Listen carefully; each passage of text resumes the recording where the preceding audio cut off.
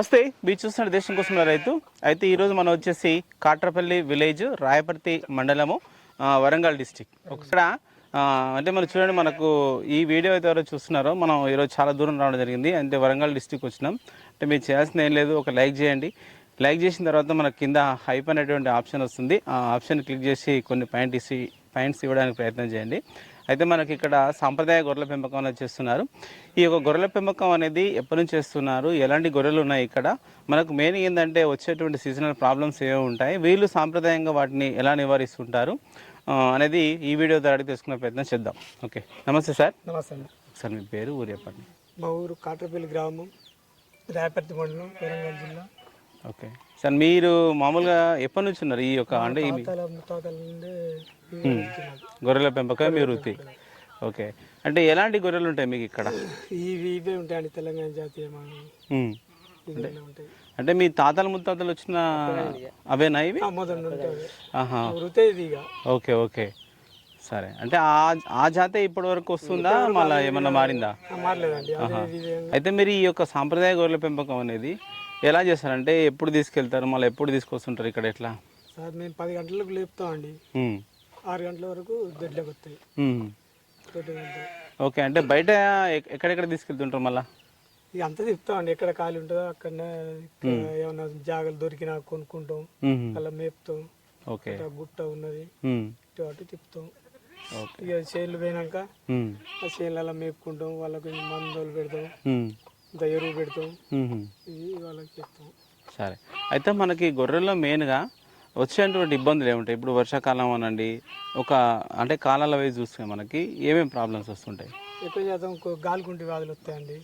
గాలికుంటి, సొల్లు అనేది ఉంటాయి. ఓకే, ఇప్పుడు గాలికుంటు కానీ సొల్లు అనేది కానీ మీరు ఎట్లా గుర్తుపడతారు? అది నోర్లు పెస్తాయండి. నోర్లు పెంచేసరికి మేము దాన్ని గమనించుకొని వాటికి ట్రీట్మెంట్ చేసుకుంటాం. ఓకే, అంటే మీరు సొంత ట్రీట్మెంట్ చేసుకుంటారా, మళ్ళీ డాక్టర్ సంప్రదిస్తారా? ఉన్నాడు, గవర్నమెంట్ డాక్టర్ ఉన్నాడు, ఆయన కూడా వస్తాడు. వచ్చినాక ఆయన చూపిస్తాం. ఆయన కాదన్నా కూడా మేము బయట షాపులలో తీసుకెళ్ళి మందులు తెచ్చుకొని వేసుకుంటాం. అచ్చా, అంటే మీరు సొంతంగా కాకుండా డాక్టర్ సంప్రదిస్తారు. అంటే మీరు ఏమి ఇస్తారో మీకు ఐడియా ఉంటుందా? వాటి పేర్లు ఏమన్నా? ఇంజక్షన్, టెరమైసిన్, వ్యాక్సిన్, అవి. ఓకే, సరే. వచ్చినప్పుడు ఇట్లా చేస్తారు. ఒకవేళ రాకముందుకు మీరేమి ఇస్తుంటారు? మళ్ళీ రాకముందు మొదలు టీకాలు ఇస్తాం. కొన్నిటికి వస్తాయి కాబట్టి దాన్ని గమనించి వాటికి చేసుకుంటాం. ఓకే, సరే. అయితే మనకు ఒక దానికి ఏదన్నా మీరు చెప్పినట్టు ఇట్లాంటి చిన్న చిన్న రోగాలు కనిపించినప్పుడు ఎన్ని రోజులు తక్కువ అవుతుంది? అంటే మళ్ళీ అది మనకు మంచిగా కావడానికి ఎంత టైం పడుతుంది? వారం 10 రోజులు పడుతుందండి. దాని జ్వరం తగ్గేదాకా ఇప్పటికి డే బై డే ఇంజక్షన్ చేసుకుంటాం. ఓకే, సరే. అయితే మనకి మీకు మొత్తం ఎన్ని ఉంటాయి ఇప్పుడు గొర్రెలని? మనిషికి ఇట్లా ఒకరికి 100, ఒకరికి 50 ఉంటాయి. ఓకే, 150 వరకు ఉంటాయి. సరే, ఈ యొక్క 100 గొర్రెల మెయింటెనెన్స్లో మనకు మీరు ఎన్ని పొట్టేలు దీంట్లో మెయింటైన్ చేస్తుంటారు? ఒక 50 ఉన్నాయి అనుకో. 50 ఉంటే అవి ఒక 40 పుట్టినాయి అనుకో. 40 పుడితే సమయం 10 చచ్చిపోయినా కూడా 30 మిగులుతాయి.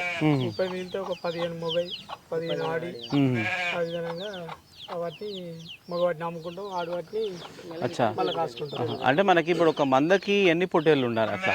మీరు మనిషికి ఒకటి ఉంచుకుంటాం.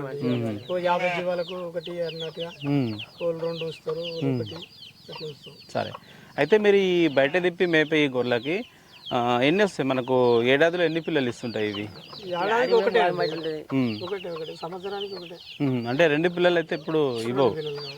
ఓకే, మనకి పిల్లల పెంపకం అనేది మీరు ఎట్లా, అంటే వీడికి పాలు అంటే తల్లి దగ్గర దగ్గరనే చీకుతాయి. ఒక 10-15 రోజులు వాటిని దొడ్లలోనే ఉంచుతాం. ఇలా ఇక్కడనే ఉంచి మేత పట్టే సమయానికి తీసుకుపోయి తల్లితో వదిలిపెడతాం. ఓకే, సరే. అంటే వీటికి ఏమైనా ఇస్తారా మళ్ళీ? ఇప్పుడు చిన్నపిల్లలు కదా, టానికలు, పాలు అరగడానికి, వాటికి కూడా ఓకే. అంటే ఇప్పుడు కింద ఉంటాయి కదా మీరు అన్నట్టు మందు తినడం, దాన్ని కూడా పాలు అరిగేటట్టుగా టానికులు అవి తెచ్చిపోతాం. ఓకే, సరే. అంటే ఇప్పుడు ఇక పిల్లల పెరుగుదల అనేది ఎలా ఉంటుంది మనకు? ఇప్పుడు ఎంత టైం పడుతుంది మనం పెరిగి అమ్ముకోవడానికి అట్లా? మీకు పుట్టినాక ఒక 6 నెలలు పడుతుందండి. 6 నెలలకు మనం అమ్ముకోగలుగుతాం అది. ఓకే 6 నెలల లోపల ఎంత బరువు వస్తాయి మనకు? అది ఒక 15, ఒకటి 12, 13 గా స్థాయిలో ఉంటాయి. 12, 13 వరకు వస్తాయి. 12, 13. ఓకే సరే. అంటే మీరు ఒకవేళ అంటే ఇవి ఎక్కడ అమ్ముతారు మళ్ళీ ఒకవేళ పెరిగిన తర్వాత మీరు ఎక్కడ తీసుకెళ్తారు? వస్తారండి ఇక్కడ బేరగాళ్ళు వస్తారు, దొడ్ల కాడికి వస్తారు, వాళ్ళకే అమ్ముతాం. ఓకే సరే. అయితే ఇప్పుడు చాలామంది ఏంటంటే కొంచెం షెడ్లలో వేసి పెంచుతూ ఉన్నారు. అలాంటి వాళ్ళకి ఏవి తీసుకొని పెంచుకుంటే బాగుంటుంది వాళ్ళు? అవి నడువే అండి, అవి అక్కడ నెల్లూరు జాతి అంటారు కదా, అవి అయితే సెట్ల గైడ్ పడక వీటికి నేను అట్లా అంటలేను. అంటే మనకు వాళ్ళు ఎలాంటివి పెంచుకుంటే బాగుంటుంది? ఈ గొర్రెలు వాటికి ఏమైనా వనికొస్తాయా పెంచుకోవడానికి? ఈ పనికి రావండి, అదే అంటారు నేను. ఈ సెట్లకు ఈ పని నాటుగోర్లు. ఓకే ఓకే సరే. మీకు ఎట్లా ఉంటుంది మరి? ఇప్పుడు ఒక సంవత్సరంలో మీరు వీటిని పెంచుతారు కదా, కంప్లీట్గా దీని మీదనే డిపెండ్ అవుతారు మీరు. మళ్ళీ ఎట్లా మీరు దీని ద్వారా మీకు ఆదాయం అనేది ఎక్కడ కనిపిస్తుంది మీకు? ఇక దీంట్లోనే వస్తుందండి. ఇక మాకు వచ్చేది ఇక వేరే ఉంటుంది, కోడలి పిల్లలు మగ పిల్లలనే ఉంటుంది. తల్లిలో ఆడి ఉంటే మగ పిల్ల ఉంటే అమ్ముకోండి వరకు ఆదాయం అనేది కదా. అచ్చా. ఇప్పుడు ఈ ఎరువు ఉంది కదా, మరి ఈ ఎరువు ద్వారా మీకు ఏమన్నా వస్తుందా అట్లా? ఈ ఎరువు మేము అమ్మామండి. మాకు మనిషి అంతా మనిషి 2 ఎకరాలు 3 ఎకరాలు అట్లా ఉన్నది కదా, ఆ భూములనే పోసుకుంటాం. ఇక ఈ రైతులు ఉన్నారు కదా ఆసాములు, ఆసాములకు వాళ్ళ చేను చెలుగు అమ్మేసినందుకు వాళ్ళకు కొంత పెడతాం. వాళ్ళకు నార్మల్లకు వాటికి వీటికి అని తీసుకుపోతారు. అచ్చా. తీసుకుపోతే వాళ్ళకి మనం కాదా అని రాదు కదా. అవును. సరే చూడండి, మనకు మరొక రైతు భాస్కర్ ద్వారా కూడా కొంచెం మనం వివరాలు తెలుసుకుందాం. మామూలుగా ఎట్లా మీరు చదువుకున్నారా, ఎట్లా ఏంది? చదువుకున్నాను. ఎంతవరకు చదువుకున్నారు? 10th వరకు. 10th వరకు చదువుకోరు. అయితే 10th వరకు చదువుకున్న తర్వాత ఈ యొక్క గొర్రెలు మీకు ఎన్ని ఉంటాయి? 100 ఉంటాయి. 100 గొర్రెలు ఉంటాయి. ఈ యొక్క 100 గొర్రెలను అంటే మీవేనా, మీ ఎట్లా వచ్చినాయి మీకు? మా తాతల నుంచి ఉన్న బాబాయ్ కాసుకుని ఉంటాను.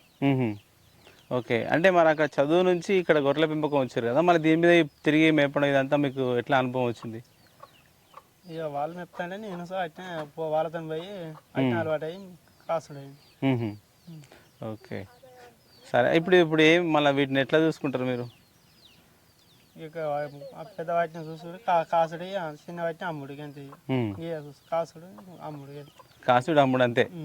ఓకే. అంటే వీటికి వచ్చే ఏమైనా ప్రాబ్లమ్స్ మీద అవగాహన వచ్చిందా మీకు? కుంటుడు, సొల్లు, ఈ గాలికుంటుడు అయితే సూదులేసుడు, ఈ చేసుడు ఇది సార్. ఓకే. అంటే మీరే చేస్తారా మళ్ళీ ఎట్లా? చూసి దీన్ని కుంటుతాను కాబట్టి ఎత్తాం సూదులు. టెర్మేషన్ అన్న, జ్వరం బిడ్డ అన్న, పెన్సల్ అన్న అదొకటి వేస్తాం. అంటే మీకు ఎట్లా ఉంటుంది? ప్రతిరోజు పోవాలి కదా, అలవాటు అయిపోయింది. ఓకే సర్లే.